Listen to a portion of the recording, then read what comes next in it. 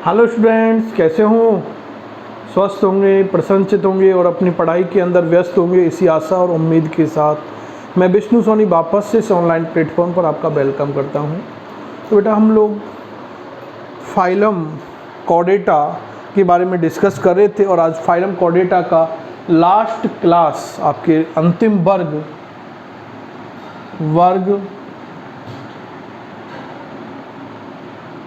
Mammalia या Mammalia स्तनधारी वर्ग के बारे में हम लोग बेटा बात करेंगे। क्लियर?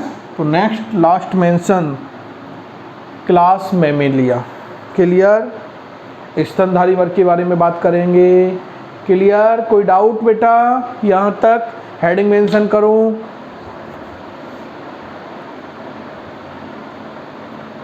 कर लिया बेटा मेंशन?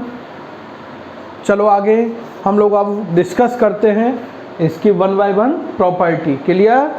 तो सबसे पहले हम लोग बेटा बात करेंगे फर्स्ट कंसेप्ट इसके अंदर कि मेमेलिया जो वर्ग है इसका स्वर्णिम युग किसे कहा जाता है। तो बेटा जो सिनोजॉइक महाकल्प हैं, सिनोजॉइक जो महाकल्प हैं, इस सिनोजॉइक महाकल्प को स्तनधारियों का मेमेलिया क्लास का स्वर्णिम युग कहा जाता है।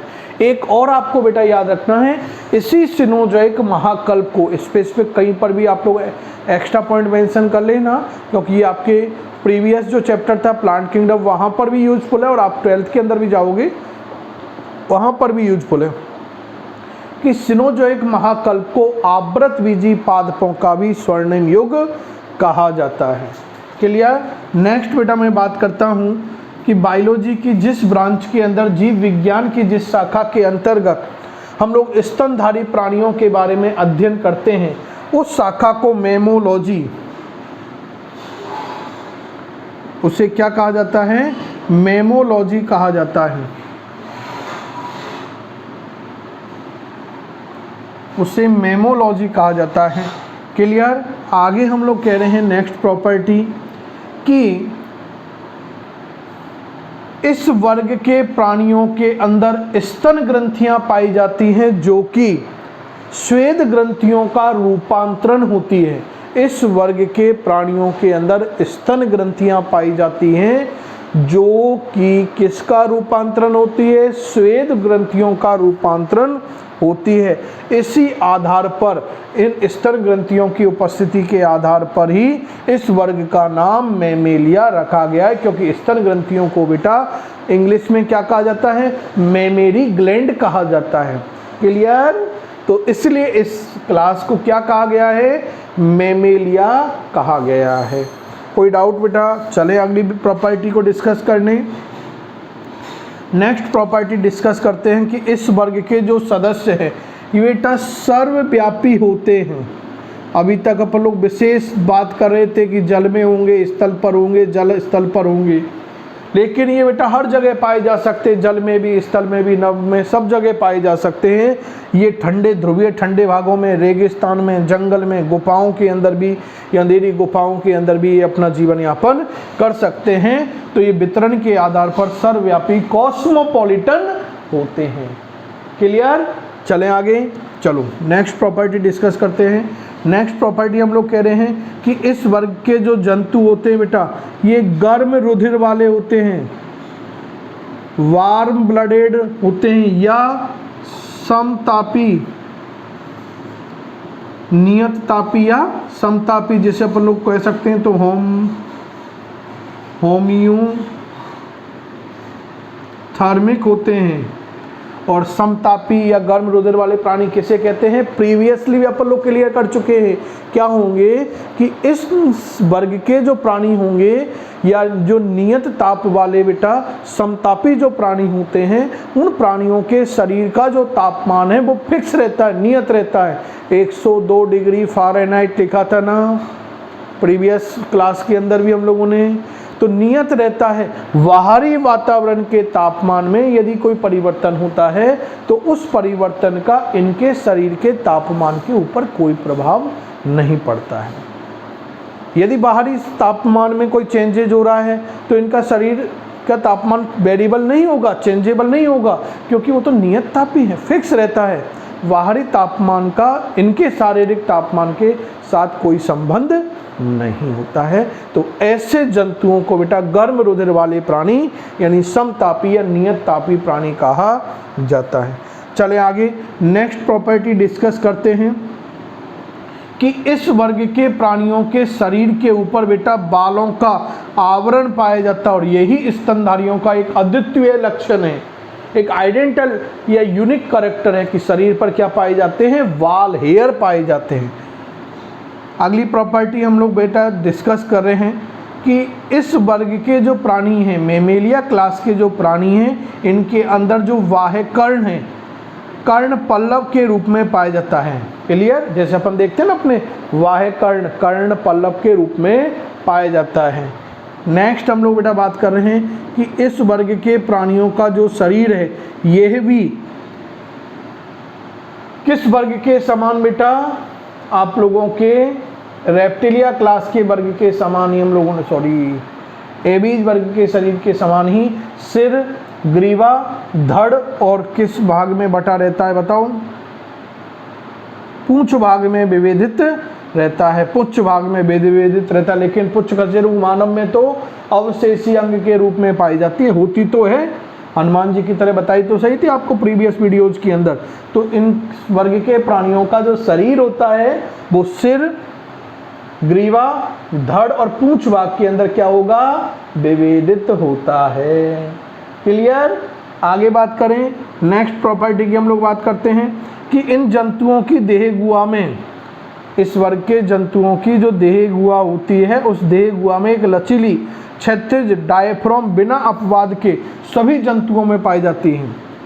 डायफ्राम सभी जंतुओं के अंदर पाई जाती है, जो कि श्वसन में, मल त्याग के अंदर, मूत्र त्याग के अंदर, शिशु जन्म के अंदर सहायक होती है। डायफ्राम का कार्य है बेटा, है ना।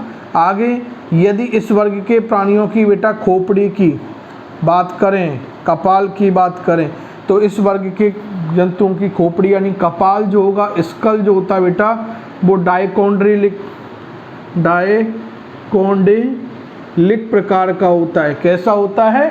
डायकोंड्रिलिक होता है, मोनोकोंड्रिलिक नहीं होता है। क्लियर? आगे चलें। आगे कह रहे हैं कि इस वर्ग के जो प्राणी हैं उनके धड़ के ऊपर बेटा 2 जोड़ी पाद पाए जाते हैं, जो कैसे होते हैं, 5 अंगुलिक होते हैं, उनके अंदर 5-5 फिंगर पाई जाती है, जो चलने, दौड़ने, तैरने में क्या होती है, उपयोगी होती है। क्लियर? यहाँ तक मेंशन किया। तो क्या कह रहे हैं, इस वर्ग के प्राणियों के अंदर शरीर का जो धड़ भाग है उस धड़ भाग पर 2 जोड़ी पाद पाए जाते हैं, जो पंचअंगुलिक होते हैं, जो चलने में, दौड़ने में और पकड़ने में क्या होते बेटा, सहायक होते हैं। क्लियर? यहाँ तक कोई प्रॉपर्टीज के अंदर बेटा डाउट? सिंपल प्रॉपर्टीज हैं, ऐसा कोई नहीं है, क्योंकि कई प्रॉपर्टी तो बार बार रिवाइज हो रही हैं। आप लोग इतना तो अब समझ गए होंगे बेटा, जैसे ही टर्म आती हैं तो आपके माइंड में पुराने कंसेप्ट आ जाने चाहिए, और यदि पुराने कंसेप्ट, ओल्ड कंसेप्ट आपके माइंड में रिमाइंड नहीं होते हैं, इसका मतलब प्रीवियस कंसेप्ट आपके क्लियर नहीं हुए हैं। सो प्रीवियस कंसेप्टों को क्लियर करना जरूरी होगा। क्लियर? आगे हम लोग बेटा टीथ की बात करते हैं, दांतों की बात करते हैं। तो इस वर्ग के जो प्राणी होते हैं उनके अंदर जो टीथ होते हैं, ये टीथ किस प्रकार के होते हैं, जो जबड़े होते हैं उनके अंदर जो दांत होंगे वो कैसे होते हैं, गर्त दंती प्रकार के होते हैं। गर्त दंती दांत पाए जाते हैं। द्विवार दंती दांत होते हैं, जीवन में 2 बार आते, 1 बार आते हैं, उन्हें दूध के दांत, और उसके बाद जो दांत आएंगे उन्हें स्थायी दांत कहते हैं। आप लोगों ने डाइजेस्टिव सिस्टम के अंदर भी इन चीज़ों को डिस्कस किया होगा। और विषम दंती प्रकार के होते हैं, क्योंकि 4 प्रकार के मानव के अंदर दांत पाए जाते हैं कि इंसीजर, कैनाइन, प्रीमोलर और मोलर, ये 5 प्रकार के दांत पाए जाते हैं, जिनका दंत सूत्र आप लोगों ने 21-23 पढ़ा होगा। क्लियर? और मल्टीप्लाई करती है। ऐसा दंत फॉर्मूला आप लोगों ने कभी देखा होगा। क्लियर? याद आया? सर ने बताया भी होगा आपको कभी प्रीवियसली। आगे हम लोग नेक्स्ट प्रॉपर्टी डिस्कस करते हैं। अगली प्रॉपर्टी है कि इस वर्ग के जो बेटा प्राणी होते हैं, इस वर्ग के प्राणियों की जो आहार नाल होती है, एलिमेंट्री कैनाल होती है, वो पूर्ण होती है। इसके मतलब मुख से लेकर गुदा मार्ग तक होती है। और इस वर्ग के प्राणियों के अंदर जो गुदा मार्ग है और जो मूत्र उत्सर्जन मार्ग, दोनों अलग अलग होते हैं। तथा इस वर्ग के प्राणियों के अंदर बेटा अवस्कर क्लोका क्या होता है? अनुपस्थित होता है। तो इस वर्ग के प्राणियों के अंदर आहार नाल पूर्ण होती है, जो मुख से लेकर गुदा मार्ग तक होती है। इनके अंदर गुदा और मूत्र उत्सर्जन मार्ग दोनों क्या होते हैं? अलग अलग होते हैं, सेपरेट होते हैं। तथा अवस्कर इनके अंदर क्या होगा? अनुपस्थित होता है। क्लियर? सिंपल। नेक्स्ट यदि मैं बेटा बात करूं आगे, तो हम लोग कह रहे हैं कि इस वर्ग के जो प्राणी होते हैं, इनकी जो त्वचा होगी, ये त्वचा बेटा कैसी होती है? मोटी होती है और जलरोधी होती है। मोटी और जलरोधक त्वचा इनके ऊपर पाई जाती है। तथा यह ग्रंथिल होती है, इनके ऊपर ग्रंथियां भी पाई जाती है त्वचा के ऊपर। क्लियर? जैसे श्वेत ग्रंथियां, तेल ग्रंथियां, स्तन ग्रंथियां, ये सब क्या है? जैसे तेल ग्रंथि, श्वेत ग्रंथि और स्तन ग्रंथियां इनके त्वचा भाग पर पाई जाती हैं या त्वचा से व्युत्पन्न होती है। क्लियर? नेक्स्ट हम लोग डिस्कस करते हैं कि इस वर्ग के जो बेटा प्राणी होते हैं, इनके अंदर भी ध्वनि उत्पादक यंत्र पाया जाता है। जैसे प्रीवियस हम लोगों ने एबीज क्लास के अंदर पक्षियों के अंदर भी देखा था, सिरिंग्स होता था ना, या ध्वनि उत्पादक यंत्र। ऐसे ही ध्वनि उत्पादक यंत्र इस वर्ग के जंतुओं के अंदर भी पाया जाता है, प्राणियों में पाया जाता है। जो क्या होता है? आप लोगों के स्वर यंत्र होता है ना, यानी लैरिंग्स होता है। क्लियर?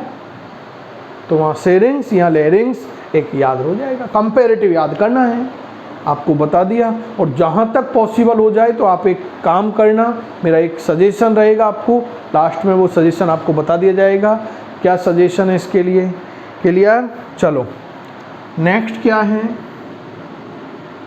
मैं क्या कह रहा हूँ कि इस वर्ग के प्राणियों के अंदर बेटा जो रुधिर परिसंचरण तंत्र है, यानी उसका मुख्य अंग जो होता है हृदय, ये कैसा होता है? चतुष्कोष्ठीय प्रकार का होता है। 4 चेम्बर्ड हार्ट इस वर्ग के प्राणियों के अंदर पाया जाता है। यदि नेक्स्ट में बेटा बात करूं आरबीसी की, तो इस वर्ग के प्राणियों के अंदर जो आरबीसी होती है, लाल रुधिर कणिकाएं, ये कैसी होती है बेटा? छोटी होती हैं, गोलाकार होती हैं और केंद्रक रहित होती है। अभी तक केंद्रक युक्त आ रही थी, तो एकमात्र आपके स्तनधारी ऐसा वर्ग आया है जिनके अंदर आरबीसी न्यूक्लियस लेस होती है। अभी तक न्यूक्लिएटेड बात करके आ रहे थे सबके अंदर, याद आ रहा है नहीं आ रहा? ऐसा तो नहीं पिछला भूलते हुए जा रहे हो और आगे, है ना? ऐसा नहीं करना बेटा, पिछला भी याद होना चाहिए। चले आगे। नेक्स्ट हम लोग बात करते हैं कि इस वर्ग के प्राणियों के अंदर जो कपाल तंत्रिकाएं हैं, इन कपाल तंत्रिकाओं की संख्या क्या कितनी होती है? 12 जोड़ी होती है। ये तो आपको पहले ही बता दिया, बस पीए याद कर लेना है। पीए में ही 10 जोड़ी होती है, बाकी की सब में क्या होती हैं? 12 जोड़ी होती है। पीए यानी पिसीज और एम्फीबियन। पिसीज और एम्फीबियंस क्लास के मेंबर के अंदर ही 10 पेयर क्रेनियल नर्व पाई जाती है, बाकी सभी क्लासों के अंदर 12 पेयर क्रेनियल नर्व प्रेजेंट होती है। क्लियर? कोई डाउट? आगे चल सकते हैं। अब हम लोग बेटा श्वसन की बात करते हैं। तो मेमेलिया वर्ग के अंदर हम आते हैं और हमारे श्वसन अंग के बारे में आपको पता होना चाहिए कि हम किसके द्वारा श्वसन करते हैं। तो इस वर्ग के प्राणियों के अंदर जो श्वसन क्रिया है वो किसके द्वारा संपन्न होती है? फुफ्फुस फेफड़ों के द्वारा संपन्न होती है, फुफ्फुस लंग्स के द्वारा संपन्न होती है। इस वर्ग के प्राणियों के अंदर बेटा जो मस्तिष्क होता है, ब्रेन, वो अपेक्षाकृत कैसा होता है? बड़ा होता है और अधिक विकसित होता है। ये आप एवोल्यूशन में भी देखो, कोई क्रेनियल कैपेसिटी आएगी तो स्तनधारी वर्ग के प्राणियों में सबसे ज़्यादा क्रेनियल कैपेसिटी आने लग गई थी धीरे धीरे प्राणियों की, है ना। प्रमस्तिष्क तथा अनुमस्तिष्क रचना में जटिल व अत्यधिक विकसित होते हैं। प्रमस्तिष्क और अनुमस्तिष्क है ये संरचना के अंदर अत्यधिक जटिल और अत्यधिक विकसित होते हैं। क्लियर? नेक्स्ट, इस वर्ग के प्राणियों के अंदर दोनों प्रमस्तिष्क गोलार्धों को जोड़ने के लिए, इस वर्ग के प्राणियों के अंदर दोनों प्रमस्तिष्क गोलार्धों को जोड़ने के लिए एक विशेष संरचना होती है जिसे कार्पस कैलोसम कहते हैं। जिसे क्या कहा जाता है? कार्पस कैलोसम कहा जाता है।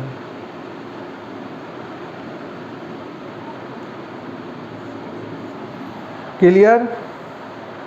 नेक्स्ट, जो केवल उच्च स्तनधारी प्राणियों के अंदर, यूथेरियंस के अंदर ही पाई जाती है, केवल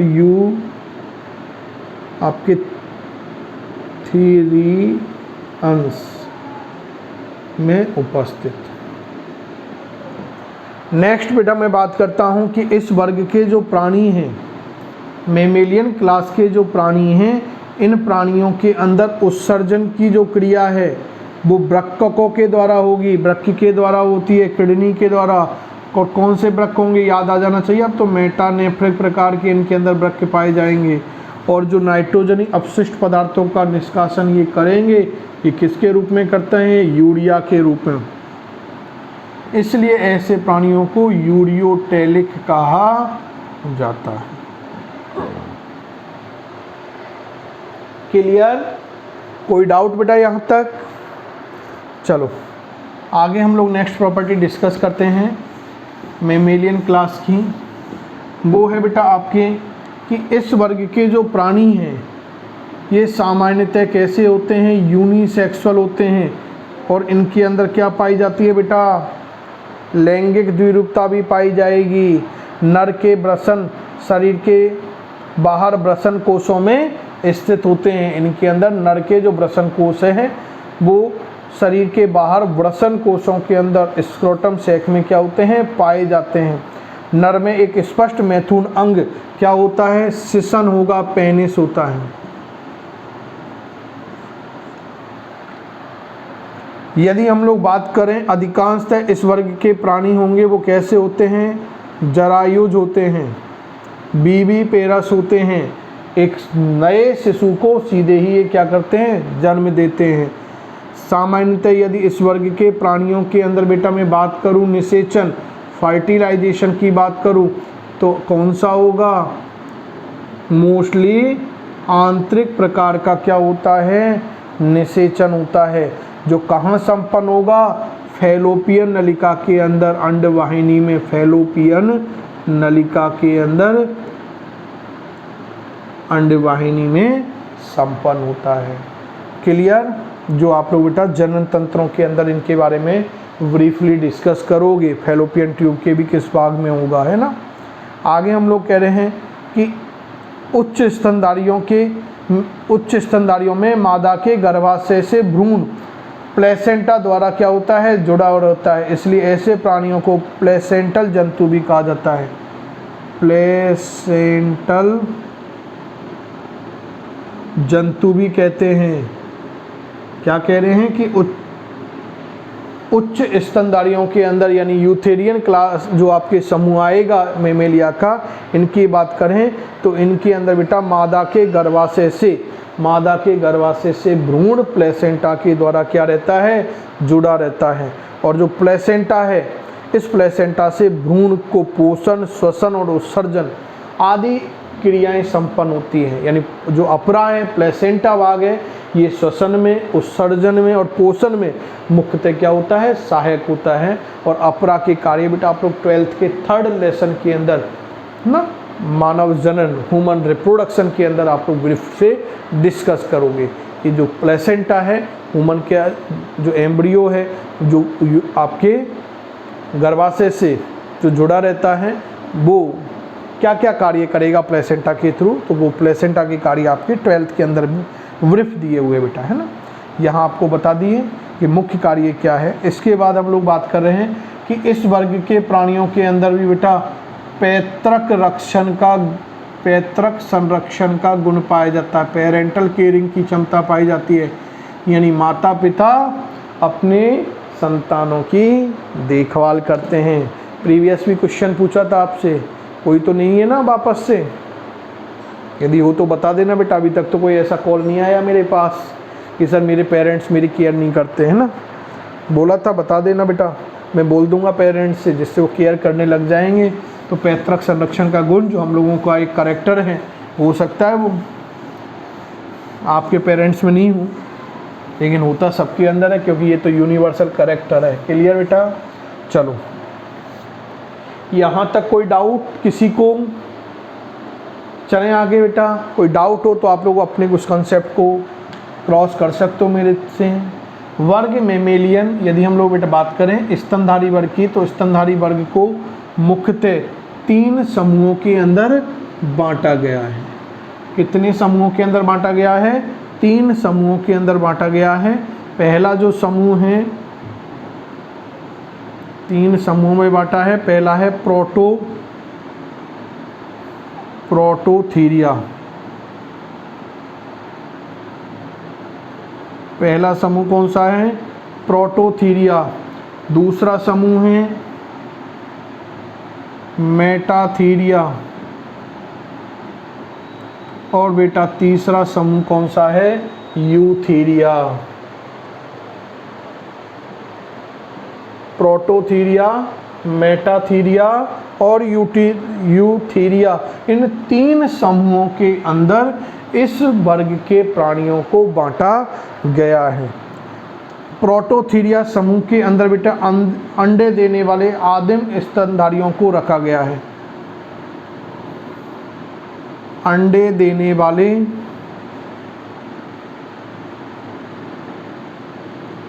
आदिम स्तनधारी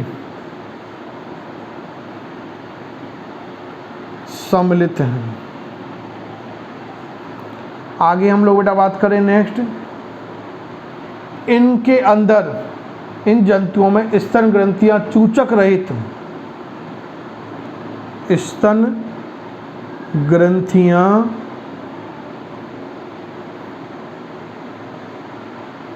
चूचक रहित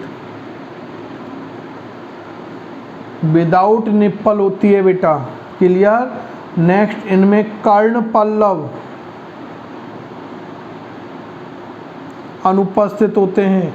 इस समूह के प्राणियों के अंदर कर्ण पल्लव अनुपस्थित होते हैं।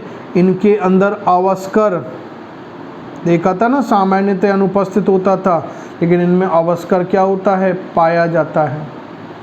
यदि मैं बेटा बात करूं कि नर में वृषण उदर गुहा में ही स्थित होते हैं, सामान्यतः वो उदर गुहा से बाहर आ जाते हैं वृषण कोशों में। क्लियर? यदि उच्च स्तनधारी प्राणियों की बात करेंगे तो, लेकिन इसमें क्या होते हैं? उदर गुहा में ही स्थित होते हैं। क्लियर? और इसे सरीसृप एवं स्तनधारियों के मध्य की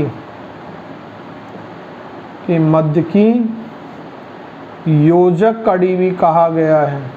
इसे क्या कहते हैं? सरीसृप और स्तनधारियों के मध्य की योजक कड़ी भी कहा गया है। और एग्जाम्पल की बेटा बात करें तो एग्जाम्पल, फर्स्ट एग्जाम्पल में लिख रहा हूँ,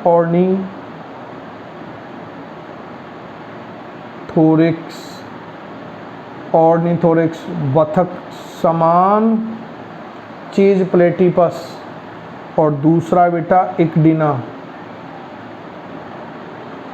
ऑर्निथोरिक्स और इक्डिना। क्लियर? तो ये मेंशन करो फास्टली। कोई डाउट यहाँ तक?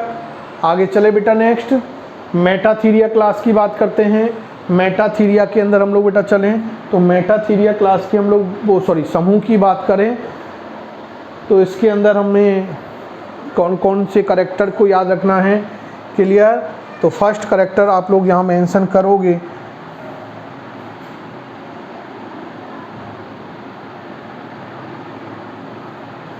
कि इनकी स्तन ग्रंथियों के अंदर क्या होते हैं, चूचक पाए जाते हैं उपस्थित।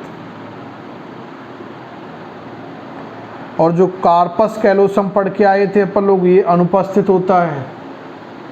कार्पस कैलोसम अनुपस्थित होता है। एग्जाम्पल की बेटा मैं बात करूं तो मैक्रोपस कंगारू जो है, और एक बेटा हम लोग बात करें सेकंड एग्जाम्पल तो वो है डाइडेल फिश, जिसके अंदर सबसे छोटा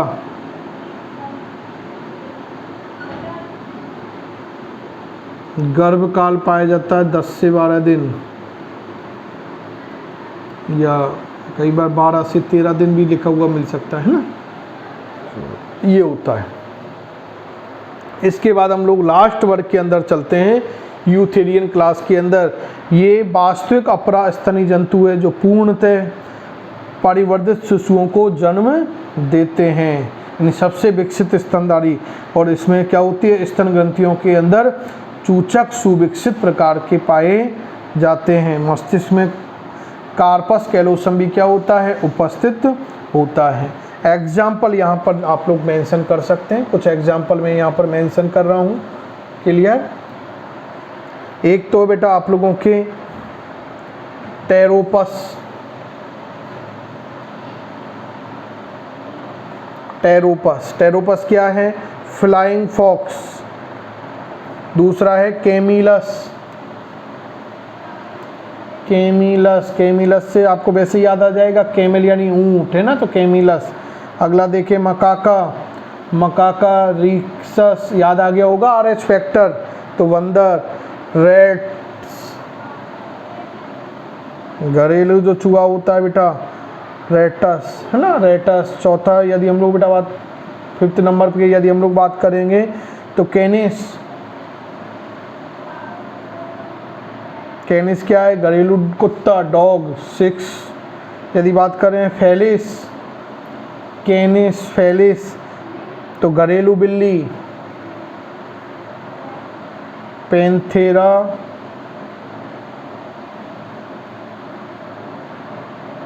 लियो, याद करना, अच्छा नाम है बेटा, ये याद आ चुका है नीट में। पैंथेरा लियो किसका नाम है, शेर का, लॉयन का साइंटिफिक नेम है।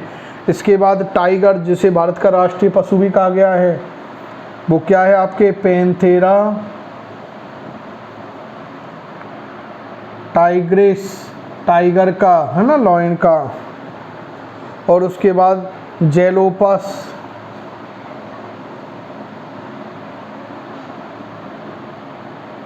जेलोपस क्या है, समुद्री शेर।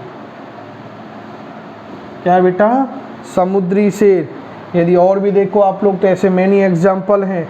डेल्फिन, क्लियर, सामान्य dolphin. Balaenoptera musculus, blue whale, balaenoptera muscular.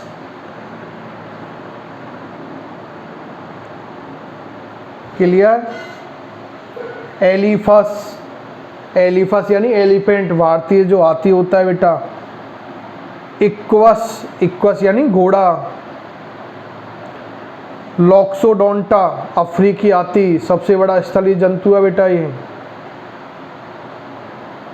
तो इस तरह से हम लोगों ने more example of all 3 groups today clear किए हैं। आई होप कि आज की इस क्लास के अंदर जो हम लोगों ने टॉपिक क्लियर किया है वो आपके कन्फर्म हुआ या नहीं हुआ बेटा। मोर अदर एग्जाम्पल भी आप लोग डिफरेंट आते हैं, जब भी एग्जाम्पल और अदर आए वो आप लोग यहाँ पर मेंशन कर सकते हैं। क्लियर। तो आज हम लोगों ने मेमेलियन क्लास, इट मीन्स हम लोगों ने कंप्लीट कॉर्डेटा जो आपके फाइलम है उसको फिनिश किया है। एक मेरा सजेशन है अब आपको, वो सजेशन ये है कि आप बेटा चाहो तो पांचों के बारे में जो 5 क्लासेज हम लोगों ने यहाँ डिस्कस की हैं, फिशीज, एबीज, रेप्टाइल्स, मेमेलियंस, एम्फीबियंस, इनको आप कंपेरेटिव भी बना सकते हो एक चार्ट के अंदर, है ना। एक करेक्टर वाला कॉलम बनाओ और उसमें उस करेक्टर के बारे में लिख के और अदर के साथ उनको लिंक करो तो बेटर क्लियर होता है बेटा इससे, क्योंकि एक साथ जब भी आप देखोगे तो आपको कंपेरेटिव बहुत अच्छी चीज़ें याद होती हैं। तो एक थोड़ा सा ये आपको वर्कआउट करना है। क्लियर। तो नए टॉपिक के साथ फिर वापस से मिलेंगे, तब तक के लिए थैंक यू, गुड बाय।